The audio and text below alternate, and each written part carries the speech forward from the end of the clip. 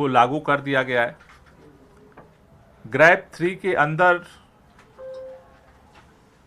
Construction गतिविधियों पे रोक लगा दिया गया है। दिल्ली के अंदर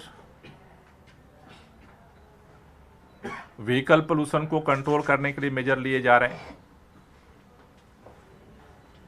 स्कूलों को 2 दिन के लिए 5वीं क्लास तक के लिए बैन कर दिया गया है। दिल्ली में पेट्रोल की BS3 और डीजल की BS4 गाड़ियों को भी प्रतिबंधित कर दिया गया है। जो प्रतिबंध जो पहले से चल रहे थे उनको लागू करते हुए नए प्रतिबंध लगाए गए।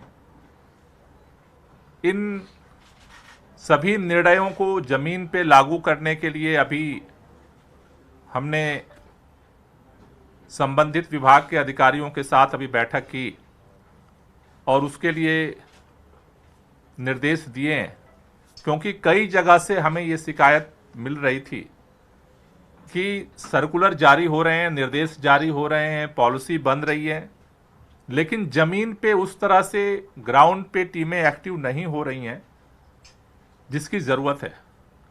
तो आज खास तौर से जितने संबंधित विभाग के अधिकारी हैं, सभी उच्च अधिकारियों को ये निर्देश दिया गया है कि अपनी मॉनिटरिंग का स्पेशल सिस्टम बनाएं। ट्रांसपोर्ट डिपार्टमेंट मॉनिटरिंग का सिस्टम बनाए कि उसकी ग्राउंड पे जो टीमें हैं वो काम कर रही हैं या नहीं कर रही हैं। DPCC की टीमें, रेवेन्यू विभाग की टीमें ग्राउंड पर हैं, काम कर रही हैं, नहीं कर रही हैं, मॉनिटरिंग, उसके लिए एक मॉनिटरिंग सिस्टम बनाया जाए। तो अलग अलग विभागों को अपना मॉनिटरिंग ग्राउंड सिस्टम को डेवलप करने का निर्देश दिया गया है, जिससे कि जो निर्णय ले रही है सरकार, उन निर्णयों को जमीन पे जो है मजबूती के साथ लागू किया जा सके। आज जो ग्रैप 3 के तहत जो डायरेक्शंस हैं, उसके तहत जो मुख्य निर्णय जो लिए गए, उसमें पहला है दिल्ली के अंदर जो वैक्यूम क्लीनर है, मशीनें, उनको समय बढ़ाने का डायरेक्शन दिया गया है। अभी तक दिल्ली की सड़कों पर 52 MRS मशीन जो है वो MCD की चल रही थी। उनको ये डायरेक्शन दिया गया है कि 8 घंटे की जगह अब उसका जो है 12 घंटे उसको चलाया जाए। उसी तरह से टोटल जो वाटर स्प्रिंकलिंग के लिए 345 जो अलग अलग डिपार्टमेंट्स की मशीनें काम कर रही हैं, उनको भी निर्देश दिया गया है कि उनकी संख्या भी अब 8 घंटे से बढ़ा करके 12 घंटे किया जाए, जिससे ज़्यादा से ज़्यादा एरियाज में वाटर स्प्रिंकलर को जो है वो पहुंचाया जा सके। साथ ही साथ जो हॉट स्पॉट्स हैं, उनके अलावा भी अभी तक हॉट स्पॉट्स पे फोकस करके जो है एंटी स्मॉग गन चलाए जा रहे थे। अब हॉट स्पॉट्स के अलावा भी जिन जगहों पे ज़्यादा कंजेशन की स्थिति है, जिन जगहों पे इस तरह की गतिविधियां हैं जिससे पोल्यूशन ज़्यादा हो रहा है, तो अब पूरे दिल्ली के अंदर जहां जहां पे इस तरह के गतिविधियां हैं, वहां पर मोबाइल एंटी स्मॉग गन को संचालित किया जाएगा। इसके साथ साथ जो निर्णय आज हुआ है कि परिवहन जो व्यवस्था है सार्वजनिक, उसको बढ़ाने के लिए तो 2400 ट्रिप बसों की संख्या जो है, बसों के जो ट्रिप्स हैं वो बढ़ाए जा रहे हैं। उसके साथ साथ शटल बस सर्विस को संचालित करने का निर्णय लिया गया है। शटल बस सर्विस अभी 2 जगह पे मुख्य तौर पर RK पुरम से सेंट्रल सेक्रेटरिएट केंद्र सरकार का और गुलाबी बाग से दिल्ली सचिवालय के लिए शुरू किया गया है, जिससे कि लोग जो सरकारी कर्मचारी हैं वो अपनी प्राइवेट गाड़ियों को छोड़ करके और शटल बस सर्विस का उपयोग करें। साथ ही साथ मेट्रो ने आज से 60 ट्रिप जो है अपने बढ़ा दिए हैं। मैं दिल्ली के लोगों से अपील करना चाहता हूं, अभी मेट्रो के अधिकारियों के साथ हमारी बातचीत हुई, उनका कहना है कि हमने ट्रिप तो बढ़ा दिया है लेकिन अभी राइडरशिप नहीं बढ़ रही है। तो दिल्ली के लोगों से हमारी अपील है कि 60 ट्रिप एक्स्ट्रा कर दी गई है मेट्रो की, साथ ही साथ 2400 जो है वो ट्रिप जो है वो बसों की बढ़ा दी गई है। तो आप सबसे निवेदन है कि आप जहां ज़रूरी ना हो तो आप पब्लिक ट्रांसपोर्ट का उपयोग करें, जिससे कि जो व्हीकल पोल्यूशन है उसमें कंट्रोल करने में आपका सहयोग हो सके।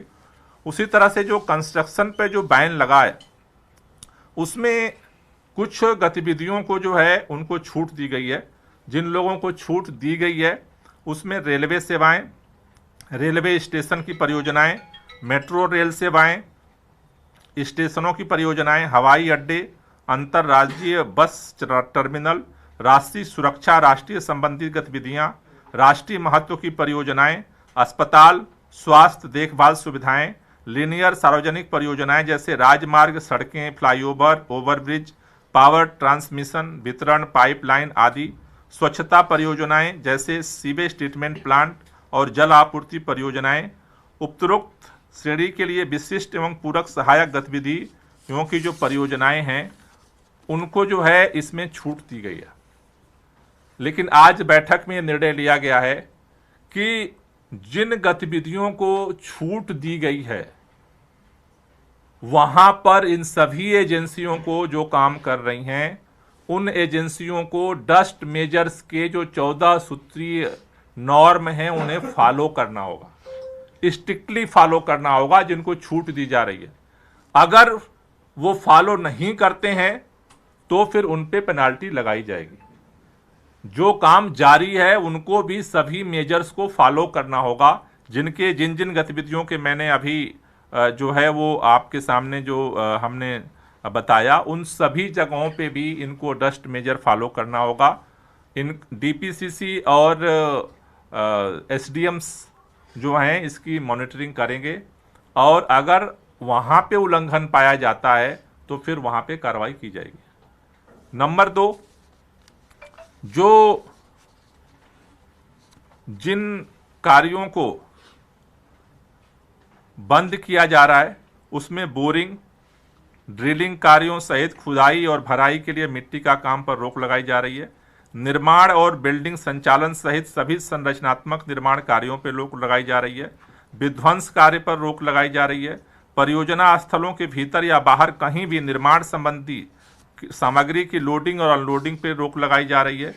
फ्लाई ऐश सहित कच्चे माल का मैनुअल रूप से या कन्वेयर बेल्ट के माध्यम से स्थानांतरण पर रोक लगाई जा रही है। कच्ची सड़कों पर वाहनों की आवाजाही पर रोक लगाई जा रही है। बैचिंग प्लांट के संचालन पर रोक लगाई जा रही है। ओपन ट्रेच प्रणाली द्वारा sewer line, water line, drainage कार्य एवं विद्युत केबल बिछाने कार्य पर रोक लगाई जा रही है। टाइल्स, पत्थरों और अन्य फर्श सामग्री को काटना और ठीक करने पर रोक लगाई जा रही है। पीसने की गतिविधियों पर रोक लगाई जा रही है। पाइलिंग कार्य पर रोक लगाई जा रही है। वाटर प्रूफिंग कार्य पर रोक लगाई जा रही है। पेंटिंग, पॉलिशिंग और वर्निशिंग आदि पर रोक लगाई जा रही है। सड़क निर्माण मरम्मत कार्य जिसमें फुटपाथ, रास्ते और सेंट्रल वर्ज आते हैं उनको पक्का करना जो शामिल है उस पर भी रोक लगाई जा रही है। इन गतिविधियों पे जो है 14 गतिविधियां हैं जिन पर जो है रोक लगाई जा रही है। जैसा मैंने पहले में कहा, CAQM को जो डायरेक्शंस था कि इन प्रोजेक्ट को छूट रहेगी। आज जो मीटिंग में निर्णय लिया गया कि छूट तो रहेगी लेकिन यहां पर डस्ट कंट्रोल करने की रिस्पॉन्सिबिलिटी इनकी रहेगी। अगर उसका वायलेट करते हैं तो फिर इनके खिलाफ कार्रवाई होगी। उसी तरह से जो ये 14 काम जिनको रोक लगाई जा रही है, बैन लगाया जा रहा है, अगर मान लीजिए किसी ने आधी सड़क बनाई है और उसको रोका जा रहा है तो आधी सड़क जो खुदाई की या किसी तरह गतिविधि की है वहां पर डस्ट को कंट्रोल करने की रिस्पॉन्सिबिलिटी उसी एजेंसी की रहेगी। ऐसा नहीं काम बंद हो गया तो उस एजेंसी का काम नहीं खत्म हो गया, वो जैसे तैसे काम छोड़ करके नहीं जा सकते हैं। काम बंद हो गया है फर्दर, लेकिन जो भी काम उन्होंने किया है उससे अगर किसी तरह का डस्ट पोल्यूशन हो रहा है तो उसको कंट्रोल करने की रिस्पॉन्सिबिलिटी उसी कंसर्निंग एजेंसी की होगी जो उस काम को कर रही थी। ये दो CAQM के डायरेक्शंस के अलावा ये 2 डायरेक्शंस आज निर्णय लिए गए हैं जो सभी एजेंसियों को जो है दिए जा रहे हैं। इसके साथ साथ जो है दिल्ली के अंदर जो गैर प्रदूषित, गैर धूल पैदा करने वाली गतिविधियां हैं जैसे प्लम्बिंग का कार्य, विद्युत का कार्य, बढ़ईगिरी से संबंधित कार्य और आंतरिक साज सज्जा फिनिशिंग सजावट कार्य को जारी रखने की अनुमति होगी, जो घर के अंदर के काम है। बाहर की गतिविधियों पे बैन रहेगा, लेकिन इन पे जो है उनको छूट होगी। स्टोन क्रशर का जो संचालन है वो बंद रहेगा। सभी खनन और संबंधित गतिविधियों को बंद किया जा रहा है। तो ये गतिविधियों पर रोक लगाई जा रही है। इसके साथ साथ खासतौर से जो BS3 पेट्रोल और BS4 डीजल की जो LMB 4 पहिया वाहन है उन पर अब बंद रहेगा। दिल्ली के अंदर के हों या दिल्ली के बाहर के हों, दोनों तरह के गाड़ियों पर ये प्रतिबंध लगाया जा रहा है। चाहे बाहर से आ रही हो BS3 पेट्रोल की गाड़ी और चाहे दिल्ली के अंदर संचालित हो रही हो, इन पर जो है वो प्रतिबंध रहेगा। चाहे वो कार हो, टैक्सी हो, ट्रक हो, इन सभी तरह के गाड़ियों पर जो है प्रतिबंध लगाया जा रहा है। इसको मॉनिटर करने के लिए ट्रांसपोर्ट डिपार्टमेंट जो है वो 84 टीमों को फील्ड में उतार रहा है और ट्रैफिक पुलिस जो है 284 टीमों को जो है वो फील्ड में उतारेगा, जो इसको मॉनिटर करेंगे। अगर कोई वायलेट करता है तो उनके ऊपर 20,000 रुपये का जुर्माना जो है वो लगाया जाएगा। ये व्हीकल पोल्यूशंस को कंट्रोल करने के लिए जो है वो निर्णय लिए गए हैं। स्कूलों को बंद करने के लिए जैसा मैंने कहा कि आज और कल के निर्देश जारी कर दिए गए हैं। उसके बाद अगले दिन संडे है। मंडे को जो AQI की प्रदूषण की स्थिति रहेगी उसके अनुसार मंडे को फिर निर्णय लिया जाएगा। फर्दर